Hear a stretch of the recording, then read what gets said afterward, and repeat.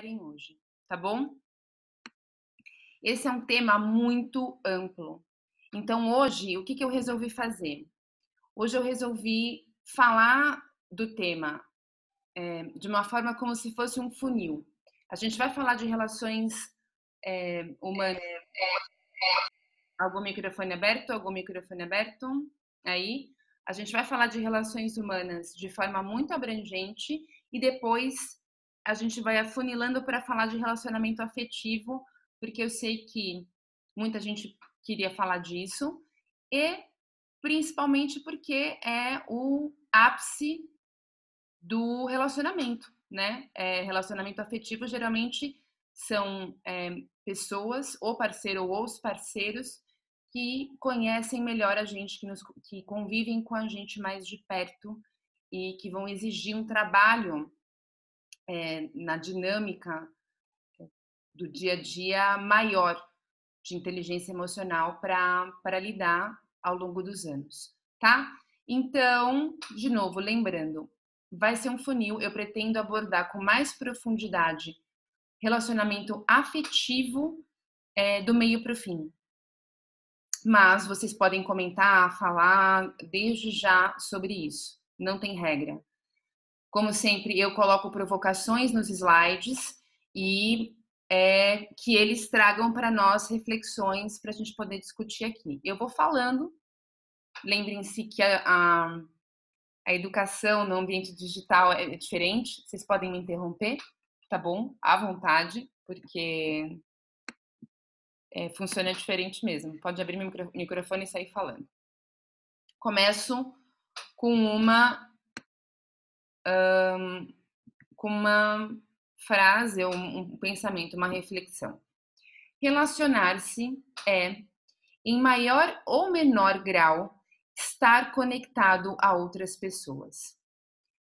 Como nos passos de dança, é preciso estar atento aos movimentos dos parceiros, confiar na condução, guiar, envolver, propor, ceder.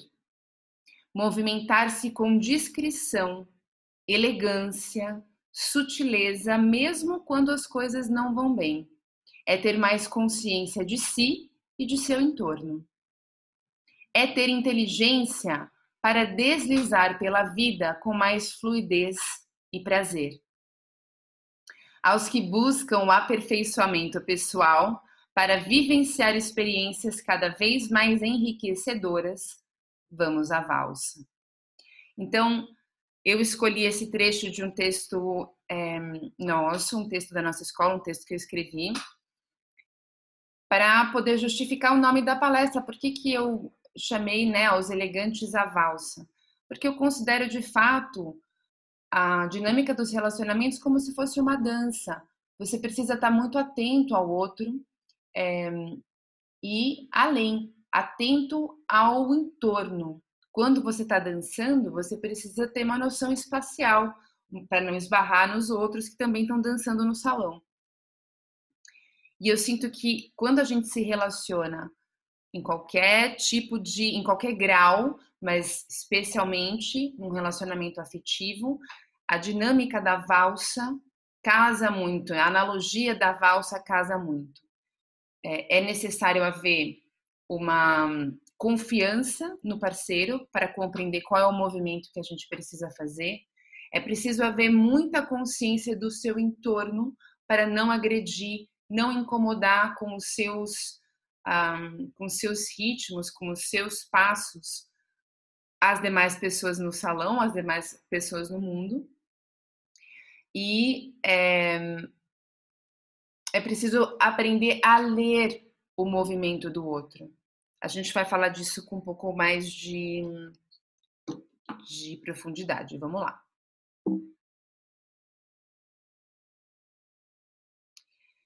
Então, vamos falar um pouco do nosso posicionamento em relação aos outros. O indivíduo diante da trama das relações. O primeiro tópico que eu queria abordar com vocês: relevância, apego e reputação. Quando a gente está lidando com as pessoas, colegas de trabalho, amigos, superiores hierárquicos no trabalho, ou pares, com qualquer pessoa. Existem algumas negociações que são feitas tacitamente ou explicitamente. Negociações de valores, negociações de quem vai entrar, quem vai passar primeiro, negociações de quem vai dominar a conversa. São negociações nesse. Essa, por exemplo, é uma negociação tácita. Quem é que vai dominar a conversa? Quem é que vai conduzir a conversa? Então, é o tempo todo um momento de negociação. E é preciso ter muita leitura de si, do outro e do ambiente para compreender, naquele tema, qual é a relevância que aquilo tem para você, o quão importante aquilo realmente é para você, aquela verdade ou aquele espaço, aquele papel, para que você saiba se vale uma luta branca ali, ou uma discussão naquele tema, ou um desapego daquele conceito. Tá intangível, né? A conversa sempre começa bem intangível. Vamos tentar dar algum exemplo? Fiquem à vontade para dar também. Mas o que eu quis dizer com isso?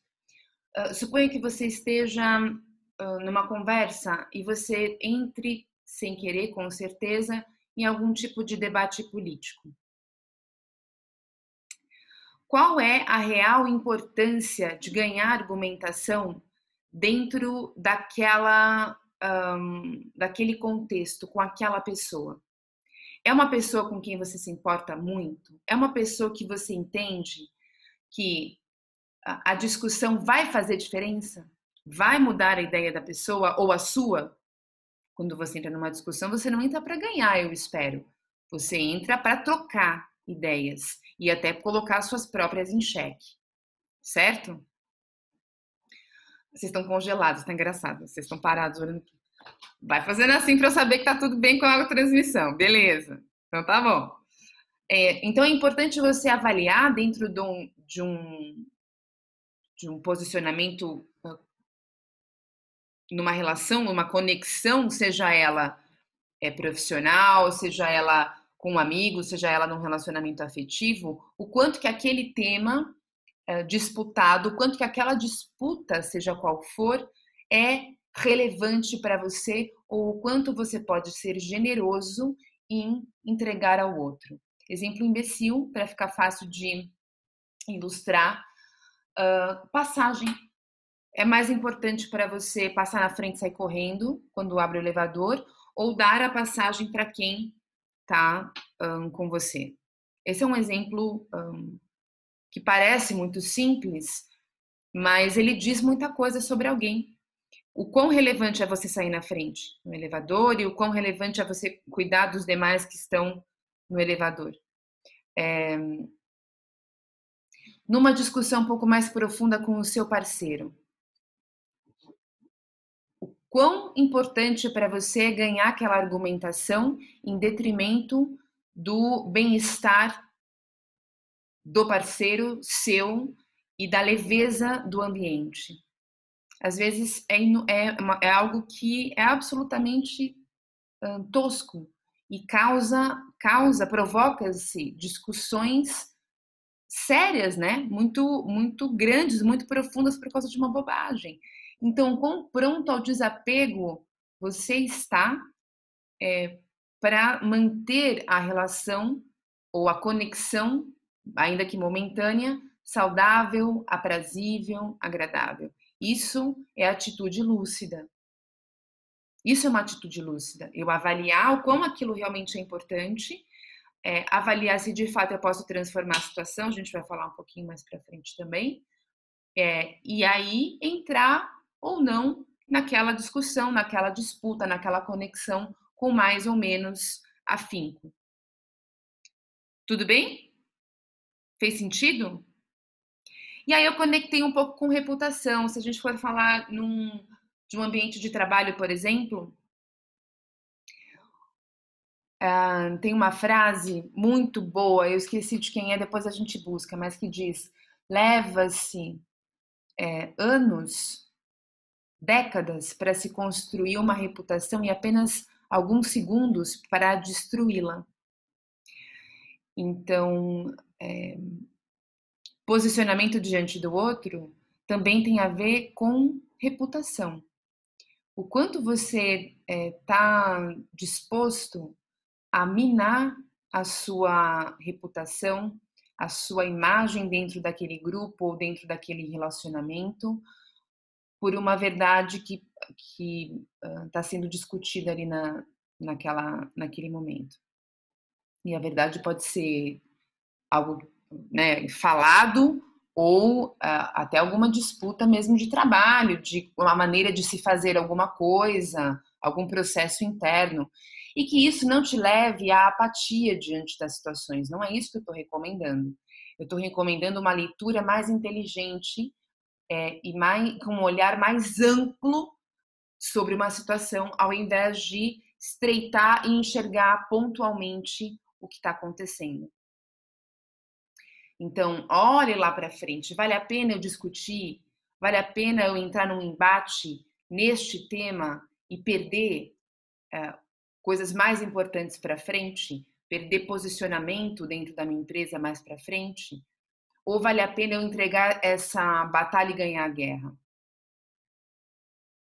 Então, tem muito a ver com reputação. Reputação, claro que tem uma conotação muito profissional, mas a gente pode estar falando de qualquer coisa, de amizade, de qualquer coisa. Existe uma reputação.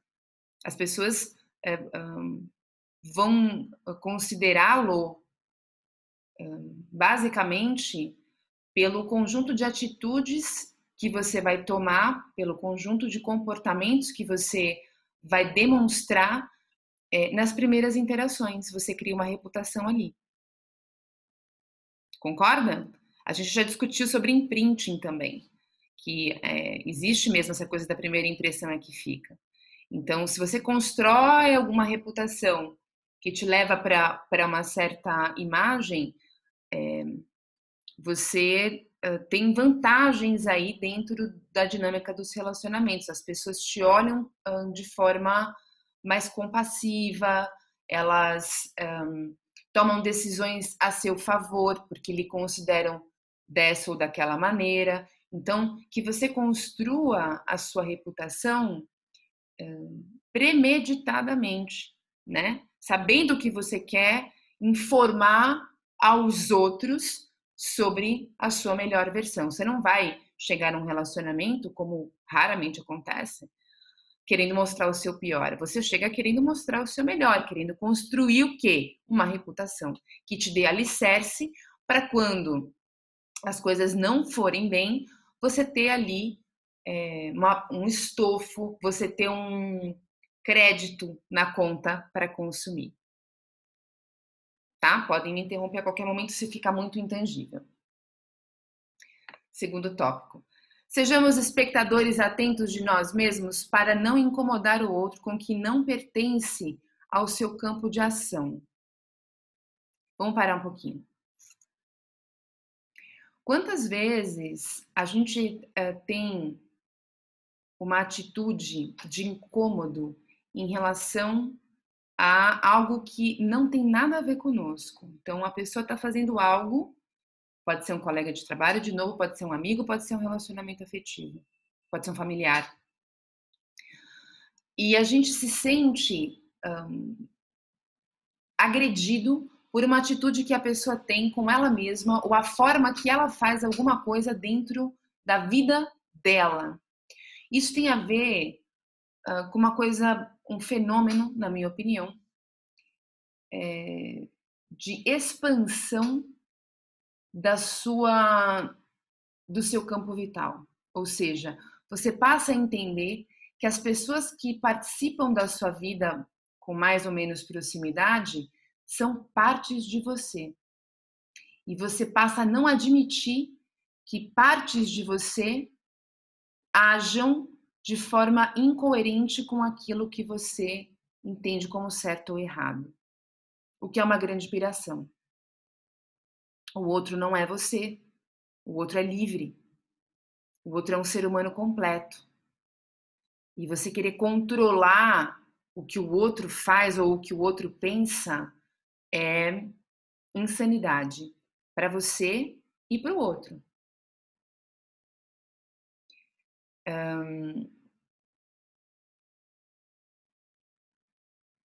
Isso também não nos dá, não é não é uma crítica a conselhos, a recomendações, a opiniões. Tá tudo bem. O problema é aquele incômodo interno que acho que todo mundo aqui já sentiu. Eu já senti várias vezes e de vez em quando eu ainda sinto. Um incômodo interno muito intenso quando alguém não age de acordo com o que eu acho que está certo. Mas não tem nada a ver comigo, é a vida da pessoa.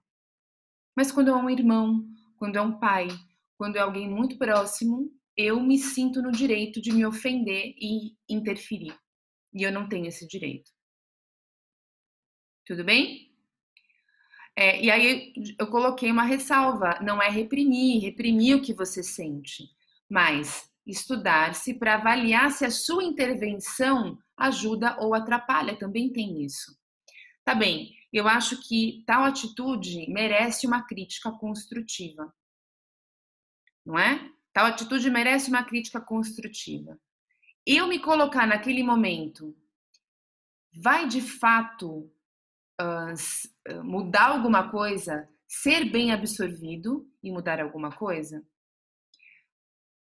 Talvez, se eu deixar passar e num outro momento eu colocar aquilo com um certo tom de humor, com uma certa leveza, com um tom mesmo de recomendação e não de crítica, seja mais inteligente, percebe? Talvez o momento da intervenção também seja algo a ser avaliado. Sim? Tá intangível ou tá dando para colocar exemplos na cabeça? Tá tudo bem. Saiba escolher as suas relações e ajustar a distância. Nem sempre a gente tem o poder de escolher quem está ao nosso redor, né? Às vezes você entra numa empresa para trabalhar, ou você entra no elevador, ou você está no ônibus, ou você está num show, e as pessoas que estão ao seu redor não são pessoas que você escolheu para que estivessem ali. Quando isso acontece, você vai precisar trabalhar um pouco mais a sua distância interna, o quanto que eu me distancio daquela situação para não me incomodar com uma atitude alheia. Porém, em 90% dos casos, as pessoas que me cercam eu escolho, principalmente se forem relações recorrentes e permanentes na minha vida. Então, primeiro você precisa saber escolher quem está do seu lado, ao invés de depois manter-se num ciclo de vitimização e reclamação constante, porque essas pessoas agem de encontro contra os seus valores. Então, escolha pessoas que vão te trazer relações sadias. Ainda assim, aprenda a manter uma distância confortável das pessoas, pelo fenômeno do campo vital. Cada um de nós, mesmo os animais, a gente possui um campo vital. Geralmente é a distância de um braço. A gente possui uma atmosfera, que é uma atmosfera que representa a nossa, como se fosse o nosso território e a nossa área de segurança. Quando isso é constantemente invadido, mesmo de forma inconsciente, nós nos sentimos extremamente incomodados. Você às vezes não sabe o que é, mas você se incomoda, você está irritado pela presença do outro inadvertidamente ou sabidamente, né? Então, o primeiro motivo, existe a questão do campo vital e do seu território de segurança, de se sentir seguro naquele espaço, ao invés de estar sempre sendo invadido.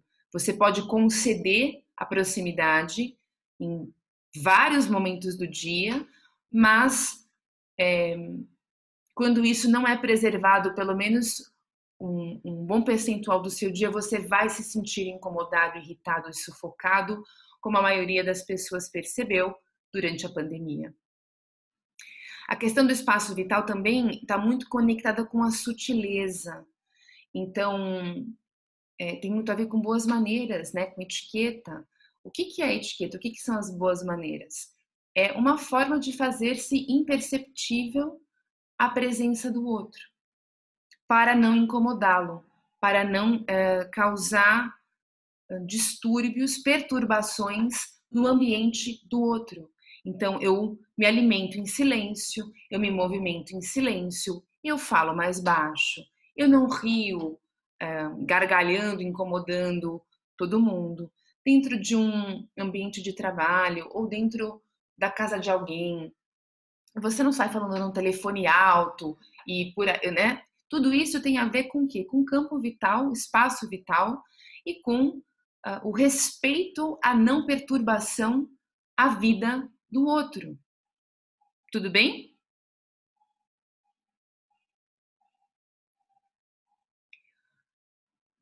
Essa distância tem que ser observada em qualquer esfera de relacionamento, seja ela muito instantânea, como alguém que você encontra no elevador, num show, num restaurante, até o seu parceiro de vida, com ele redobrado. Se possível, não divida banheiro. Banheiro é uma coisa super íntima. Se você tiver oportunidade, tenha 2 banheiros na sua casa, não divida o banheiro.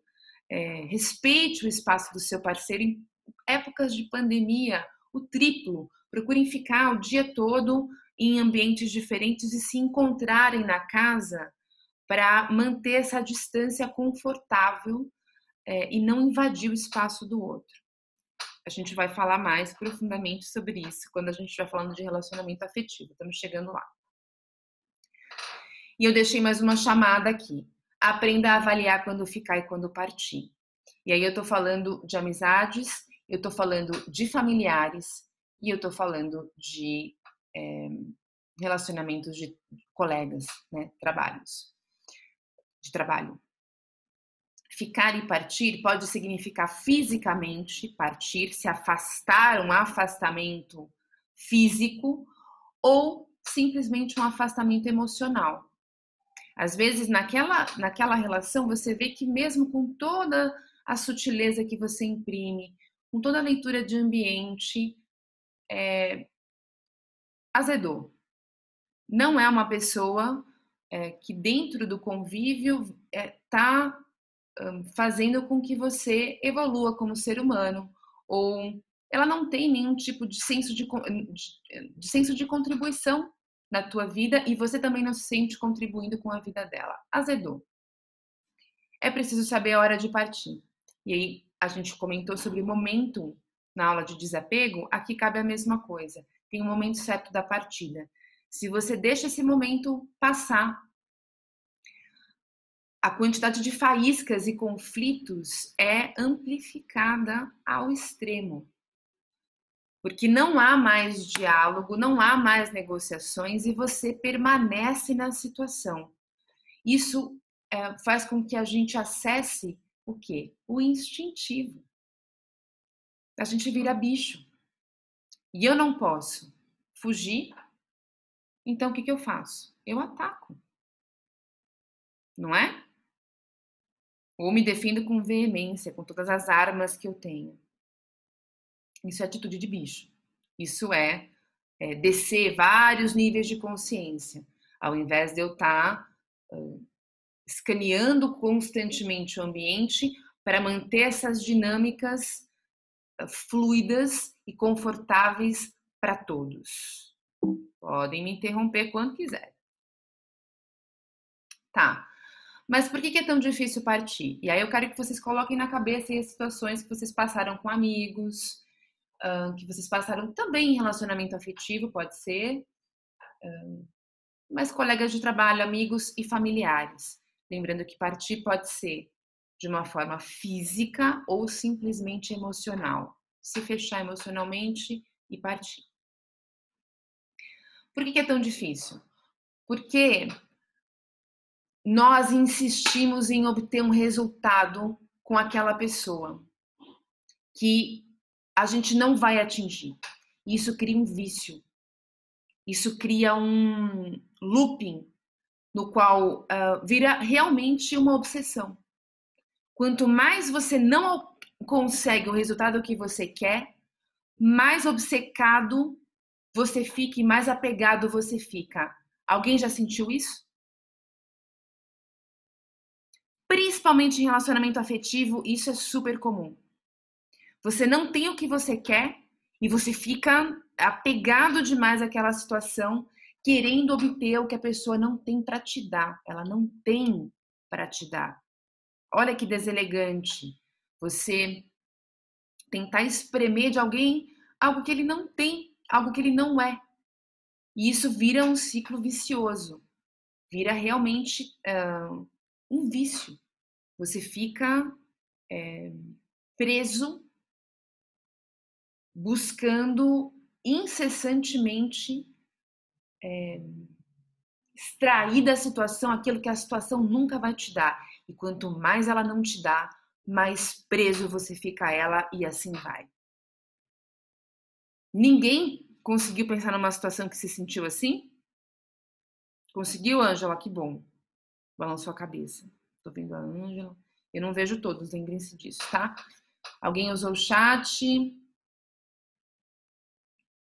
Fábio. E o Bruno colocou a frase. Não existe, e o Fábio, não existe uma segunda oportunidade para ter uma primeira boa impressão. Isso aí, também, ótimo, ótima frase. Então, estabelece-se uma busca sem fim, alimentada pelo quase conseguir, o petisco para o ego. Isso também acontece nas relações novas, né? Nos primeiros dates.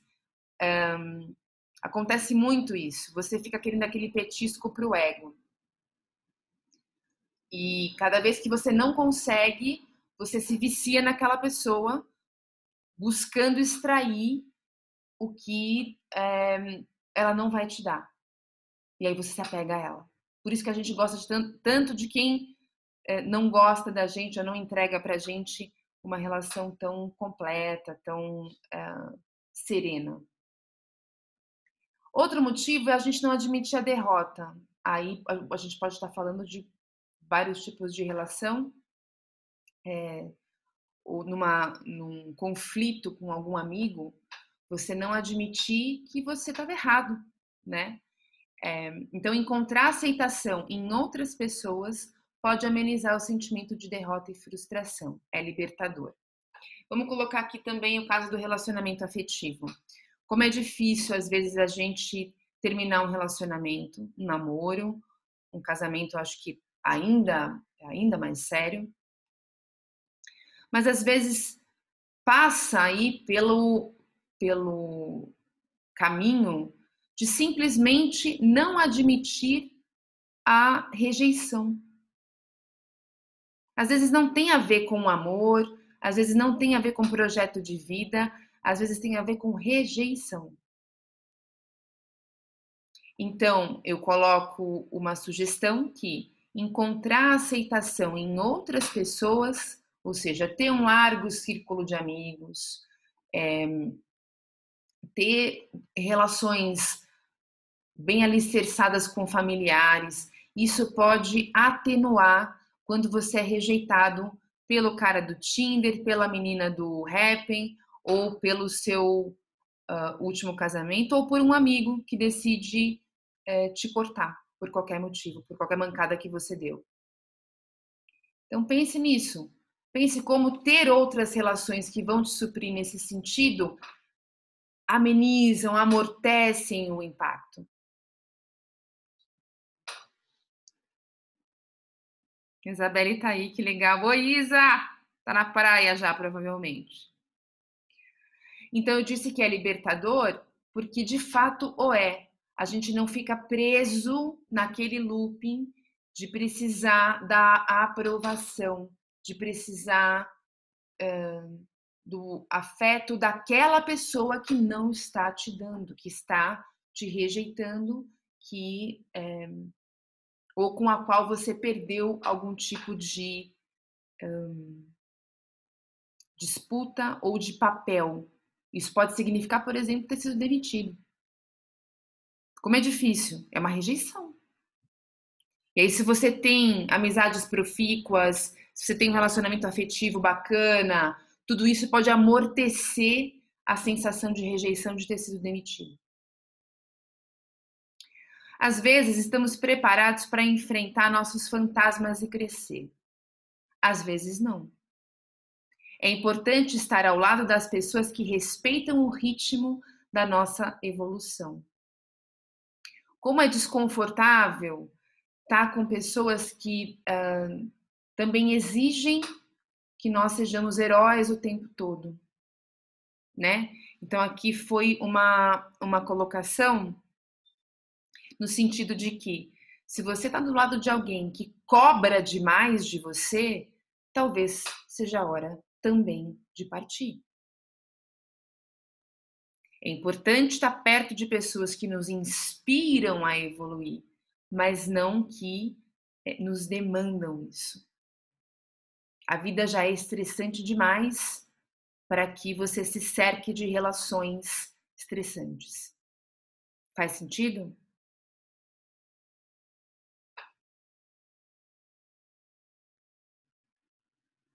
Outros motivos. Medo da mudança. Por que é difícil partir? Eu tenho medo da mudança. Pode ser no caso de mudar de trabalho, pode ser no caso de um casamento que já terminou e eu fico enrolando para sair.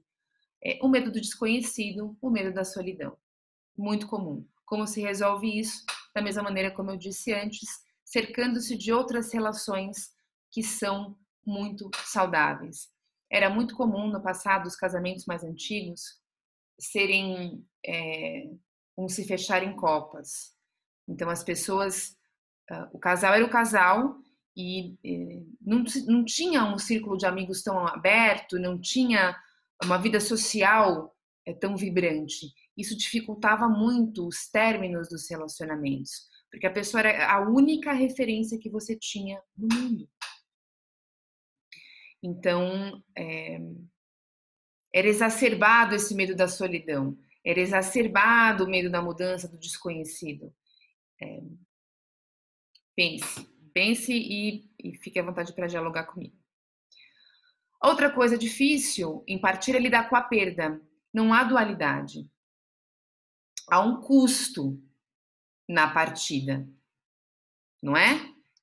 Qualquer partida que a gente decida fazer tem um custo. Então a gente tem que estar bem alicerçado para fazer essa travessia da partida com o mínimo de desconforto para ambas as partes. Então, não adianta você querer partir de uma situação, de uma pessoa, de uma relação, seja ela amizade, seja ela trabalho, seja ela afetiva, seja ela familiar, sem querer o custo da saudade ou das coisas que aquela relação tinha de bom. Alguma coisa tem de bom, mas talvez na balança você tenha percebido, avaliado que está na hora de seguir em frente e precisa estar consciente de que vai haver um custo. Tem um custo. Você está preparado para pagar? Tem que avaliar. Outros motivos: a cegueira, o comodismo, a inércia, a falta de força de vida. Então, a cegueira, às vezes a pessoa não conhece outras possibilidades.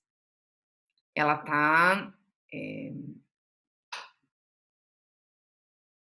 Como é que chama aquele negócio que o cavalo coloca nos olhos? Cabresto. Cabresto não é só o que vai na boca? Bom, enfim. Então, Antolhos, não. Alguma coisa assim na cabeça, não. Cabresto da boca. Antolhos. Acho que é antolhos. Algo do tipo, vou procurar. Então, a pessoa não enxerga outras possibilidades, ela tá cega para outras possibilidades, ela acha que aquilo é o mundo, ela acha que aquilo é a vida, ela acha que aquilo é normal. Quando há inúmeras outras possibilidades de se relacionar de forma mais feliz, saudável e completa em outros lugares com outras pessoas mesmo quando a gente está falando de família. Às vezes você não conhece outras maneiras de se relacionar com o irmão e talvez te falte repertório para encontrar, ver como outros irmãos se tratam e propor mudanças no seu próprio relacionamento. Tá?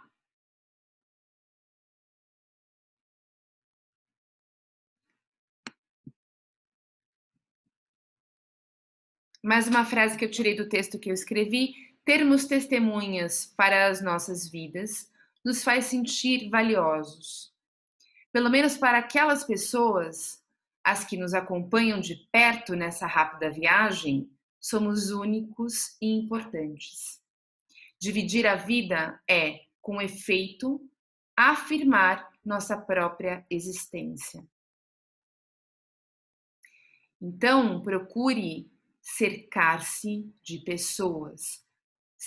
Encontre o seu grupo, encontre as pessoas que compartilham os seus valores e cerque-se de pessoas, porque o efeito que relacionamentos sadios têm na nossa vida são biológicos, emocionais e psíquicos. Tornam a vida muito mais worthwhile, né? Que realmente vale a pena. Antônio, obrigado. Construindo relações profícuas. Lembre-se que sempre eu vou propor que você seja o protagonista nas transformações que a gente está colocando para você nas aulas. Então, você vai ser a pessoa que vai conduzir a construção dessas relações inteligentes, conscientes, sadias. Então, conhecer-se é o ponto de partida. Você não tem como ensinar ao outro como ele deve te tratar se você não sabe do que você gosta, se você não sabe o que você quer, se você não sabe como você quer ser tratado. E é você que vai ensinar o outro como te tratar. Tácita ou declaradamente. Então não se vitimize. Você sabe como você quer ser tratado? Por um amigo, por um familiar, por um cônjuge, no seu trabalho.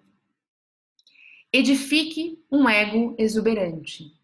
Quando descobrimos mecanismos para fortalecer nossa confiança e amor próprio, nos tornamos independentes da aprovação alheia.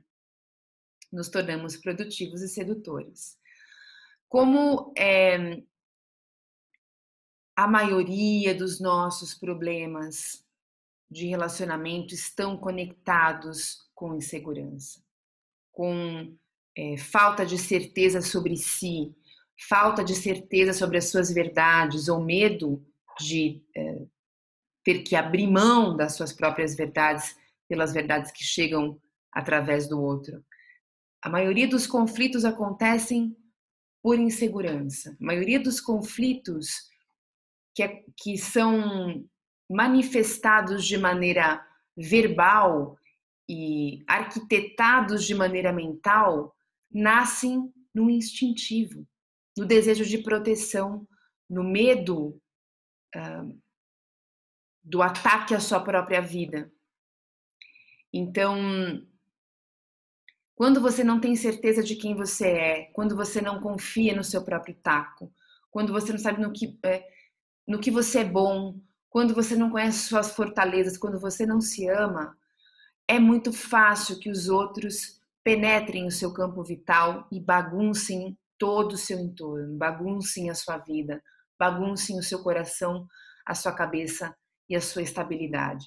Quando você tem um ego exuberante, porém generoso, atento ao outro, você está pronto para se relacionar com o outro com maestria, com toda aquela leitura de ambiente que a gente comentou, com toda aquela elegância que a gente comentou no começo.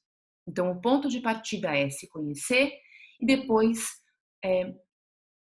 exercitar esse ego exuberante, que se alimenta de valores, de de coisas que lhe dão prazer, que lhe completam como ser humano, que desenha uma individualidade definida, apesar dela estar sempre aberta a transformações, há uma individualidade definida. Quando você se encontra com outro, você tem o que entregar, você tem o que trocar. Você não está espalhado, inseguro e querendo agradar. Você tem uma individualidade bem definida, pronta para uma troca efetiva. Isso vai diminuir bizarramente, enormemente os seus conflitos na vida. Porém, obviamente, administre o ego e os atentados que ele sofrerá, essencialmente por nós mesmos. Você mesmo vai ter dúvidas sobre si com muita frequência. Por isso que eu disse, exercite. Não é só me conhecer e construir a minha individualidade, mas sim exercitar isso constantemente. Exercitar o meu amor próprio, a minha autoconfiança, o meu próprio espaço, os meus momentos comigo, os meus momentos de silêncio comigo mesmo. E olha como isso é significativo. Quando você entra num momento de interseção com o outro, numa conversa, numa interação, é muito comum que um dos dois não esteja no seu melhor. Aquele dia a pessoa não está bem, não está legal, deu ruim. E ela tem uma reação descabida, uma reação que ela não teria normalmente se ela estivesse equilibrada, harmonizada no seu melhor. Se você está garantindo que você está com ego exuberante, que você está bombando, está feliz, está completo, está com outras relações profícuas, você está no seu melhor, você tem um olhar generoso sobre o comportamento do outro. Você tem um olhar, puxa, essa pessoa hoje não está legal. E aí tem um comentário que eu vou roubar aqui do Alain de Botton. Obviamente, eu já vou avisar, nós não vamos terminar às 8. Quem precisar sair, fique à vontade e depois a gente manda a gravação. Tem um posicionamento do Alain de Botton que é excelente. Ele diz assim: nós todos somos imperfeitos e nós todos somos malucos. Nós todos somos crianças. No nosso interior, a gente é infantil. Cada um em algum ponto, mas nós somos infantis. Dentro de um relacionamento, ele está falando especificamente de relacionamento afetivo, mas eu diria para todos, que é esse caso aqui. Imagina que você está, ele dá esse exemplo, imagina que você está num restaurante com uma criança de 2 anos e a criança não quer comer o brócolis, sei lá. Você vai ter um chilique com a criança? Como seu brócolis? Por quê? Você está fazendo isso por quê comigo? Você sempre faz isso, é sempre a mesma coisa. Por que comigo? Você não faz isso. É uma criança de 2 anos, a criança não tá bem, tá com dor de barriga, não entende direito, ela não domina ainda todo, né, os instrumentos dela, ela deve estar sentindo algum cheiro estranho. Eu não sei, ela é uma criança.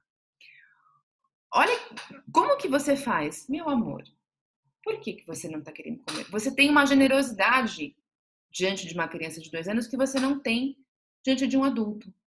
Quando, naquele momento onde a pessoa está tendo uma reação descabida, que você obviamente percebeu, ela está infantilizada.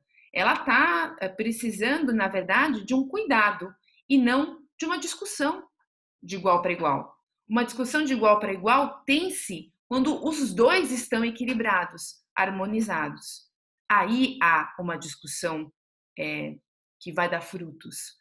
Se não, é uma disputa idiota de quem é mais criança.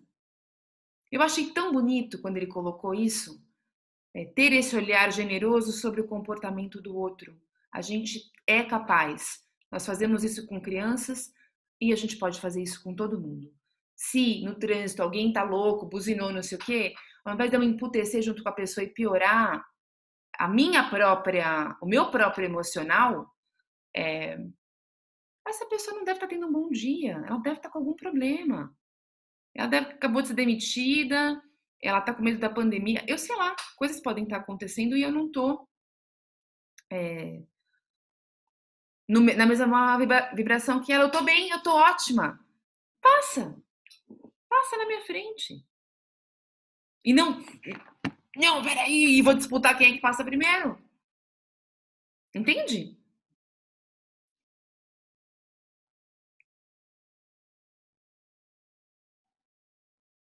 Isso, excelente. Isabelle falou, faça, mas sem falar, pois adulto infantilizado não quer ser visto assim pelo outro. Mas lembre-se, hein, eu estou dizendo que todos nós somos. Eu não estou falando que esta pessoa é. Todos nós somos. E aí o que a Isabelle falou cabe totalmente. Naquele momento você não vai fazer outro de criança, né? Ou sem toque. Não é isso, não é? Mas é ter a leitura de que naquele momento a pessoa está passando por isso e você precisa ser parceiro ao invés de se infantilizar junto e virar aquela guerra de biscoito de aveia, de sucrilho, sei lá do que. E fazer com elegância, com discrição, para que a pessoa não se sinta diminuída, para que ela se sinta respeitada. O que o ser humano quer? Amigos, o que o ser humano quer? O ser humano quer ser amado, ele quer ser respeitado, ele quer ser protegido, ele quer se sentir seguro, ele quer se sentir pertencendo. É isso que o ser humano quer. É tão fácil, ao lidar com o outro, ofertar isso para ele quando você está bem. É isso que as pessoas querem. A gente vai falar um pouco mais. Se você encontrou, tá, aí eu vou falar da competição, né? Se você encontrou alguém melhor que você, aprenda com ele, ao invés de sentir inveja de competir. Ou se sentir um porcaria. É muito comum você se sentir um porcaria quando você encontra alguém melhor que você. Quando, na verdade, eu fico super feliz. Caraca, eu vou poder aprender alguma coisa com alguém. Que legal! Se você encontrou alguém melhor que você, aprenda com ele. Se sente que perde espaço na vida do parceiro, que é muito comum nos casais e tal, em algum momento você sentiu que ele se desconectou. Torça por ele e mantenha-se lá, ao invés de ser exigente. Ele pode estar passando por algum momento interno que ele precisa respirar. Acompanhe-o, vá nessa viagem com ele, se houver o convite, se houver a possibilidade, ou conquiste-o novamente. Ou faça os três. Ao invés de se sentir um porcaria, se sentir isso, aquilo, achar que o mundo tá contra você, porque aí é você com 2 anos de idade batendo na mesa com um sucrilho espalhando.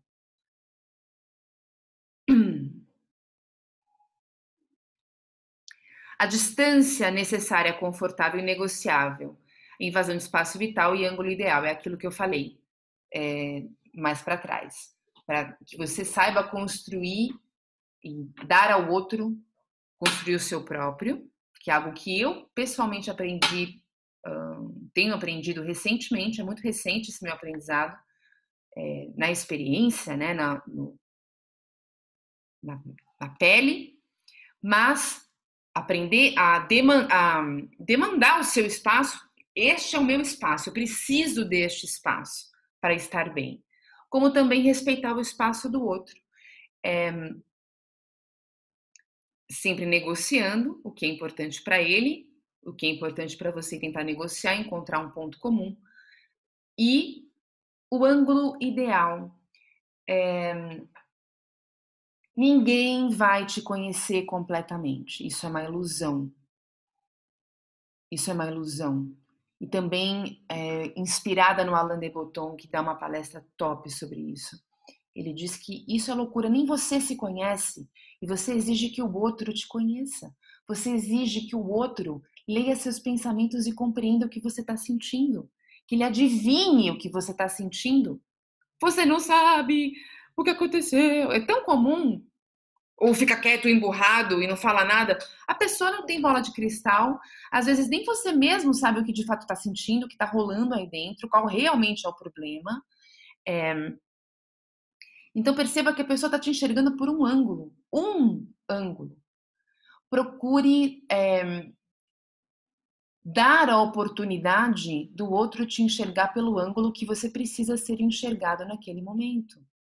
E para isso a gente tem ferramentas. A ferramenta da comunicação. Ninguém tá falando nada, tô ficando desesperado. Fazer com... Só porque você falou, hein? Primeira voz. Vai lá. Eu acho que nessa parte aí entra muito vulnerabilidade, né?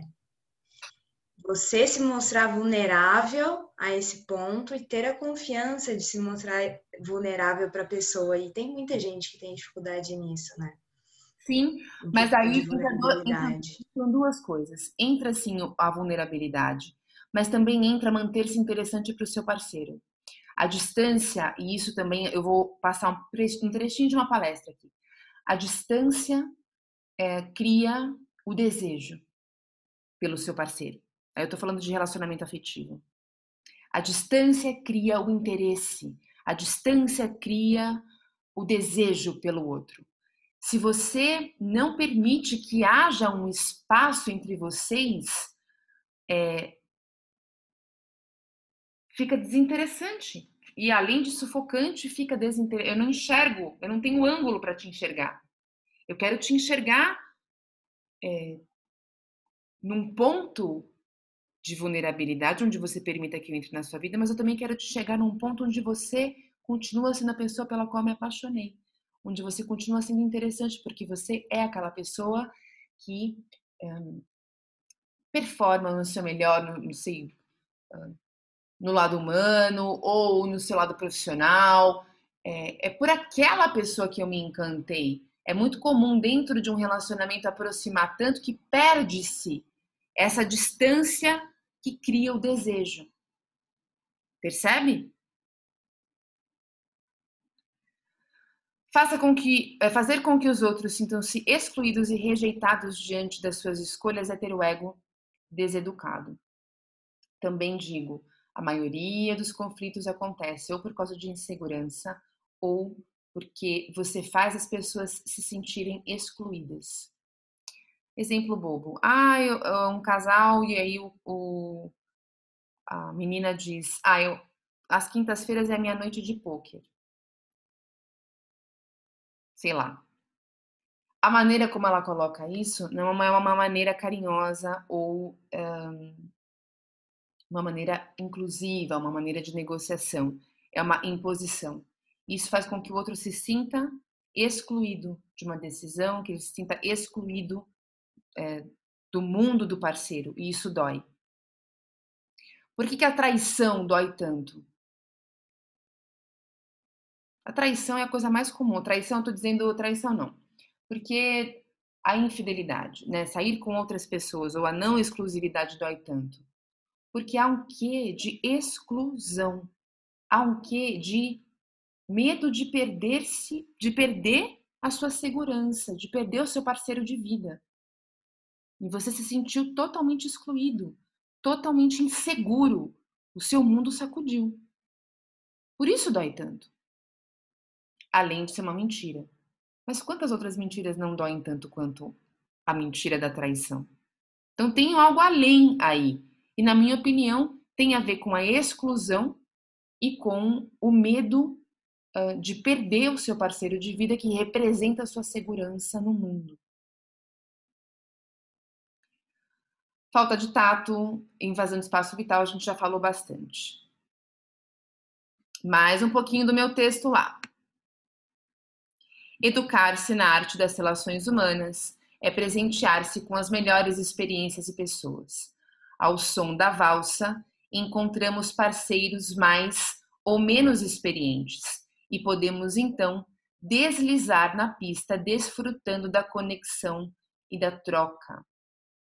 Os dançarinos vão imprimir aos movimentos toda a sofisticação a que forem capazes e, portanto, os mais dedicados não pisarão um no pé do outro, nem esbarrarão nos demais dançarinos, seja lá qual for o ritmo a que estes últimos se puseram a dançar. Mas lembre-se, a valsa exige treino. Tropeços são naturais quando estamos aprendendo. Agir de forma mais polida é também refletir para dentro de nós desembaraço e beleza, e assim atrair pessoas e relações de alto nível. Em um encontro de expectativas, valores e limitações, cordialmente nos relacionemos profunda e levemente, com compromisso e liberdade.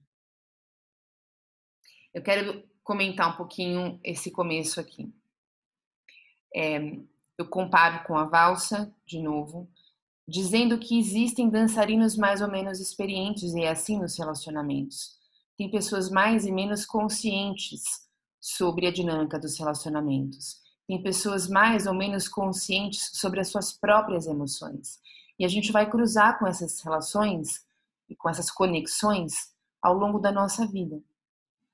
Você pode escolher se relacionar com um parceiro que tem menos consciência e você vai precisar guiá-lo no processo, ensiná-lo a dançar. Você pode encontrar um parceiro que tem mais experiência que você e está aberto, vulnerável para aprender, para deixar-se levar na dança. Quando você está com parceiros, seja amigos ou companheiros de vida, que já dançam uma boa parte do tempo, uma valsa quase que indefectível, que desliza pela pista, que é elegante, que é consciente, você também vai encontrar ao seu redor, nas relações menos próximas, pessoas que estão dançando salsa, que estão dançando, sei lá, forró, que estão dançando mambo, que é um pouco mais violento, né? É um pouco mais barulhento, é um pouco mais expansivo. E também cabe a você, na valsa, saber desviar, se entrelaçar com as pessoas que estão dançando outros ritmos. Foi essa a minha analogia. E lembrar que tropeços são naturais. Então, os pequenos ajustes, as pequenas negociações, relevar as atitudes infantis que vão acontecer com o outro e com você. Vai acontecer mesmo nas valsas, nos valseadores mais experientes. Então, para que você tenha um pouco de condescendência e um pouco de visão de longo prazo, relacionamentos profícuos demandam investimento emocional, demandam investimento de tempo e investimento de emoções. Você está construindo algo ao longo prazo. Hoje ninguém mais tem paciência de construir nada, que são as relações líquidas do Bauman, né? Ninguém quer construir nada. As pessoas querem para ontem, querem agora, querem rápido. E isso pode ser válido algumas vezes, mas é um tanto vazio e um tanto solitário. Como a gente falou lá atrás no texto, as testemunhas das nossas vidas que vão seguir com a gente ao longo dos anos, muitas vezes são o que fazem a própria vida valer a pena. Então, procure construir relações de longo prazo nessa inteligência de saber quando se impor, saber quando permitir que o outro haja como criança, quando você está pronto para guiar, quando você está pronto para ser guiado, e por aí vai. E esse segundo parágrafo está dizendo uma coisa muito importante. Quando a gente é elegante com o outro, quem mais se beneficia dessa ação somos nós mesmos, porque a gente reflete para dentro de nós leveza emocional. A gente não se incomoda com o que é pequeno, com o que é vil, com o que é tosco, com o que é cotidiano.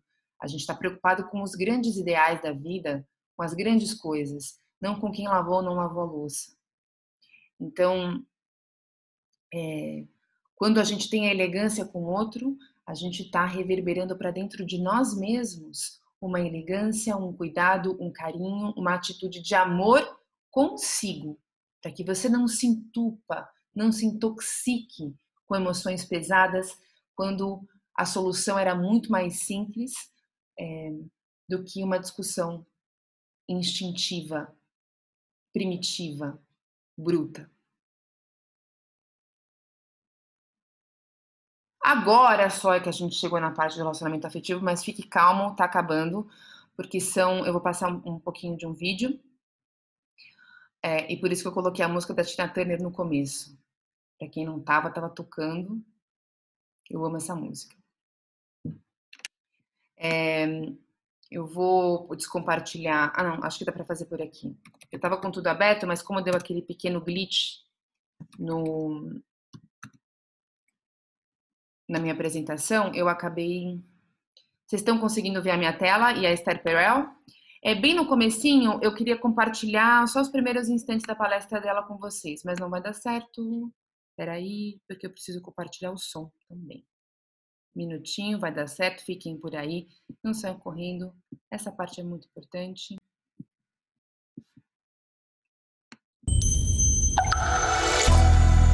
Already have. That's the million.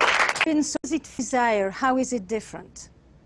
These are some of the questions that are at the center of my exploration on the nature of erotic desire and its concomitant dilemmas in modern love.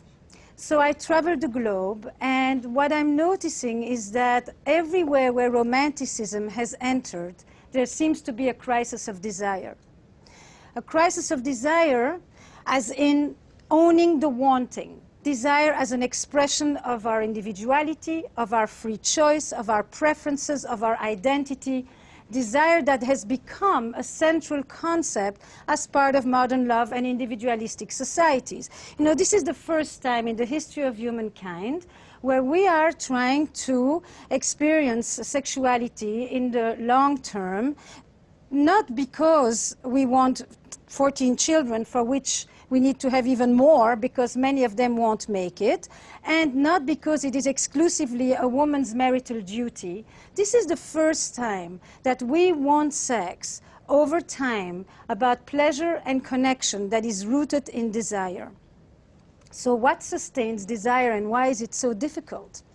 And at the heart of sustaining desire in a committed relationship, I think, is the reconciliation of two fundamental human needs. On the one hand, our need for security, for predictability, for safety, for dependability, for reliability, for permanence, all these anchoring, grounding experiences of our lives that we call home. But we also have an equally strong need, men and women, for adventure, for novelty, for mystery, for risk, for danger, for the unknown, for the unexpected, surprise, you get the gist, for journey, for travel. So reconciling our need for security and our need for adventure into one relationship, or what we today like to call a passionate marriage, used to be a contradiction in terms. Marriage was an economic institution in which you were given a partnership for life in terms of children and social status and succession and companionship. But now we want our partner to still give us all these things, but in addition, I want you to be my best friend and my trusted confidant and my passionate lover to boot, and we live twice as long. So we come to one person, and we basically are asking them to give us what once an entire village used to provide. Give me belonging, give me identity, give me continuity, but give me transcendence and mystery and awe all in one. Give me comfort, give me edge, give me novelty, give me familiarity, give me predictability, give me surprise. And we think it's a given, and toys and lingerie are going to save us with that. So... E aí, maravilhosa, né? Principalmente a parte onde ela fala que a gente está exigindo de um parceiro o que antes todo um vilarejo ou toda uma tribo nos proporcionava. E aí que eu fico insistindo com todos os meus amigos que me pedem conselhos, meus alunos, os meus amigos, para que tenham uma vida interessante por si só, que construam uma individualidade robusta com a qual você torna-se pronto para compartilhar a sua vida com alguém e não viver a vida de alguém. Quão sufocante e desinteressante é isso, não é? A Esther Perel vai falar, esse TED dela é maravilhoso, e ela vai falar basicamente sobre manter uma distância que torne o relacionamento nesse parapeito, nessa linha divisória entre a segurança e a aventura. Então, você precisa proporcionar também a aventura de mostrar para o seu parceiro, mesmo o casamento de 20, 30 anos, é o que ela diz, diferentes aspectos de você. Você é uma pessoa complexa. Você é uma pessoa muito complexa, que tem muitas facetas. E é uma aventura, talvez, conviver com as suas facetas ao longo dos anos. Não queira saber tudo sobre a pessoa de uma vez só, né? Ao longo dos anos, essa aventura vai acontecendo. E isso torna o relacionamento interessante, isso torna o desejo presente dentro de um relacionamento. Outras reflexões. Tem gente falando no chat? Fantástico. Ela é maravilhosa. Opa, já foi. Perdão. Pronto. Estamos já nos momentos finais. Vamos lá. O que os casais eróticos têm? Casais que mantêm a vida sexual ativa, feliz, interessante, criativa. Eles têm privacidade sexual, isso significa que eles têm a liberdade de ter os seus próprios desejos, as suas próprias explorações, e cada um de nós entra dentro de um ato sexual sempre, ou depende do dia, com um objetivo diferente. Você pode entrar, como é a Esther Perel mesma fala, você pode entrar com o objetivo de transcendência, de conexão com o cosmos. Você pode entrar com o objetivo de ser mais safado aquele dia, pedir uma coisa diferente, um negócio tal. Você pode entrar para se sentir totalmente entregue e vulnerável na mão de outra pessoa. Você pode entrar dentro de um ato sexual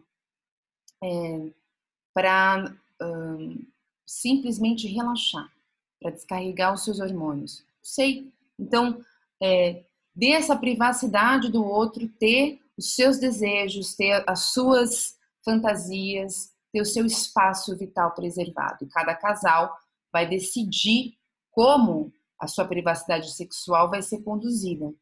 Aí entra até a questão dos relacionamentos que são abertos. Tem relacionamentos como, por exemplo, o famoso relacionamento que moravam até em casas separadas, Alguém? Ninguém? Eu sempre cito. Bom, era um casal de escritores super famoso. Simone de Beauvoir e Jean-Paul Sartre. Obrigada, meu amor. Sartre e Beauvoir.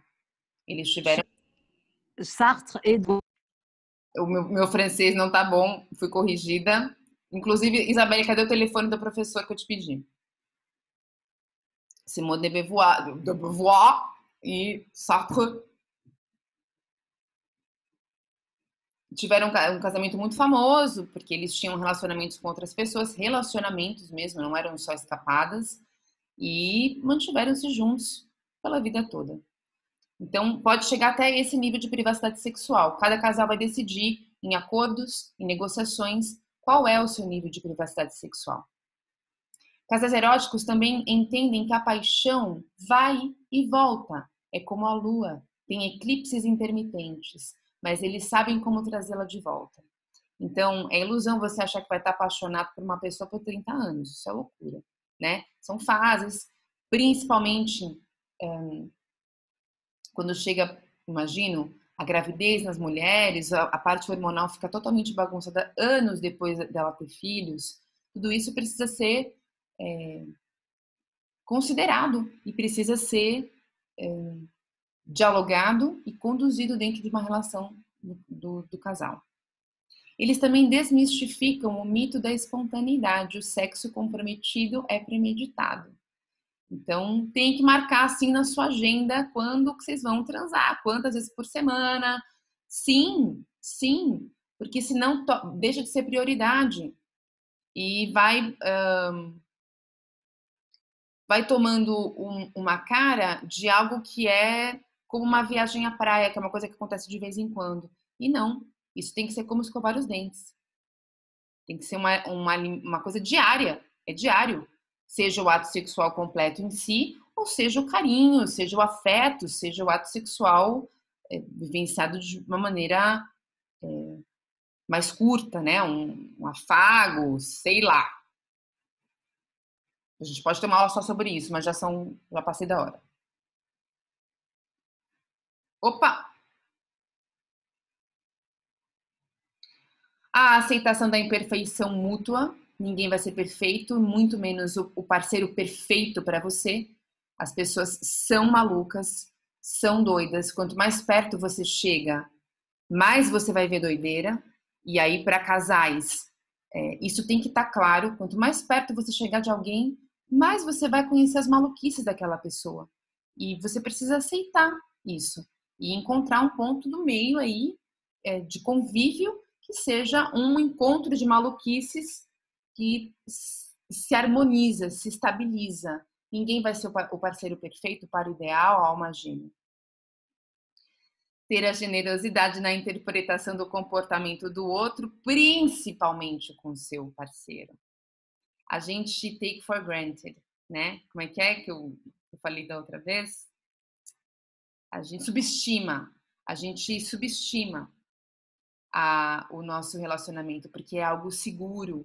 Então, a gente é muito mais polido, muito mais educado, muito mais resiliente com o comportamento de um colega do que com o comportamento do nosso parceiro de vida. Que absurdo. Ele deveria ser a pessoa que mais tem a sua resiliência, que mais tem a sua generosidade na hora de interpretar um momento de falha. Segredos são saudáveis, não queira saber tudo da vida de alguém, isso é sufocante também, do mesmo jeito que a gente falou da sexualidade. É normal que a pessoa tenha os seus segredos, tenha os seus momentos, tenha os seus momentos particulares, nos quais ela não vai querer dividir com você tudo que está acontecendo, e isso continua tornando-a sempre uma pessoa interessante. E parcerias de longo prazo são uma aventura prática. Então, vai haver praticidade, quem vai fazer compra, quem paga a conta, quem pega o filho na escola, isso pode ser considerado e encarado como, né, dentro de um mindset, de uma grande aventura de vida prática, que tem os seus momentos de pura praticidade, de arquitetura de vida em conjunto.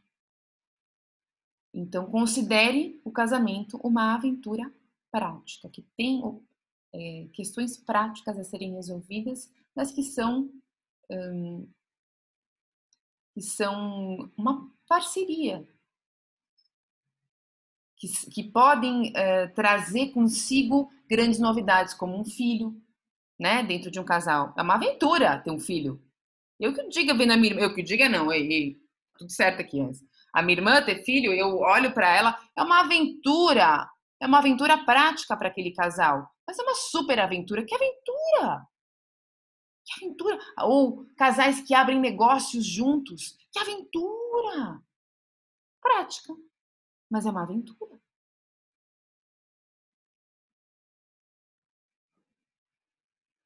O amor é uma habilidade, não um entusiasmo. Então, amar alguém, seja amigo, parceiro, é uma habilidade a ser desenvolvida. A gente aprende a amar, aprende a olhar o outro com generosidade, aprende a comunicar ao outro como a gente quer ser tratado. A gente aprende a deslizar pelo mundo, pela pista, sem fazer barulho, sem incomodar, dando conforto, segurança e, ao mesmo tempo, mantendo-se exuberante, interessante, magnético.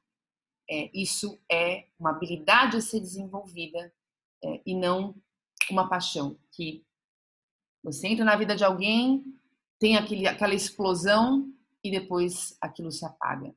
Comentários. Eu só vou fazer um último comentário que é, como eu disse, o tema é muito amplo. Então, a gente pode depois segmentá-lo de uma forma mais interessante para que a gente possa dar mais exemplos, discutir e tal, mais caso a caso. Porque eu senti que eu falei pelos cotovelos, ninguém falou nada e eu não consegui dar muitos exemplos práticos. Eu espero que vocês tenham conseguido aplicar dentro da cabecinha de vocês, fazer simulações, fazer ensaios para tangibilizar esse monte de conceito que eu saí vomitando aqui. Como é que foi? Alguém tem comentário? Foi útil? Foi muito, Ká. Assim, você falando, eu ia conectando de todas as minhas experiências de vida. Então, assim, muito que você falou, principalmente de relacionamento, é a hora que você decide ir, né? Que você fala, meu, esse relacionamento não está dando mais certo, porque na hora que você põe na balança, a conta não fecha. E aí você foi falando, nossa, foi passando um filme na minha cabeça de tudo, assim. Então foi muito bom. E eu acho que a frase que você terminou é maravilhosa, porque é realmente uma habilidade. E é uma construção diária. Então, até tipo de coisas práticas do dia a dia tem que ser muito bem estabelecido e os dois têm que querer. Então, por isso que é realmente uma habilidade. Boa, é isso aí. É isso aí. É muito isso que você falou, tem muito a ver com querer, né? Com estar com vontade de construir. E não achar que o dia a dia, tipo... parabéns aí pro Fábio, pro Álvaro, que eu acho que são de uma outra geração mais nova que a nossa. Mas essa geração mais nova do que a minha, para baixo, a geração da VV e tal, assim, é uma loucura. É tudo para ontem, ninguém quer construir nada, inclusive em termos de relacionamento. Essas pessoas vão sofrer. Vão sofrer a solidão. Nunca se teve tantos casos de depressão por solidão, né? A solidão mata. Solidão é depressão. E é por isso, porque há um descolamento, há uma pressa em viver coisas que têm que ser saboreadas, que têm que ser vividas com os anos. E as pessoas querem agora, fala tudo, quem é você, fala, qual é o defeito, quer saber, vamos lá, encaixa, não encaixa, match, não match, passa o Tinder. Não é uma crítica ao Tinder, hein? É pra entrar no Tinder. Mas tudo tem fases, né? Tem que aproveitar bem essa fase mesmo. Quando você chegar mais para frente, falar, opa, eu fiz, não vou ter que fazer agora. Sim, também. Uhum. Também, eu que o diga.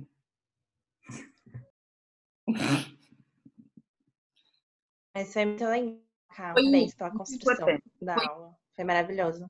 Se vocês tiverem o interesse da gente abordar com um pouco mais de tangibilidade, com um pouco mais de calma, algum dos tópicos, porque a gente falou desde amizade, relacionamento, trabalho, a gente falou de ego, né? Depois escrevam e aí a gente constrói uma coisa mais detalhada, mais tangível, com mais exemplos dentro de uma esfera do campo do relacionamento.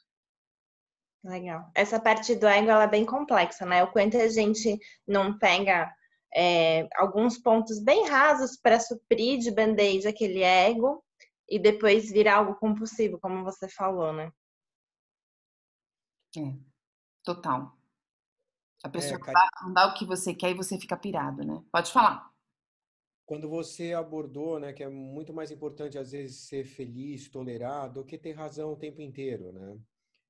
Então, eu acho que uma relação ela é construída com tolerância, com paciência, com elogios, muito mais do que com críticas, né? Porque quando você pega muito as críticas, você deixa de admirar, né? Eu acho que a admiração é o que é mais importante, você continuar admirando e valorizar para que as outras coisas sejam minimizadas. Lindo, é.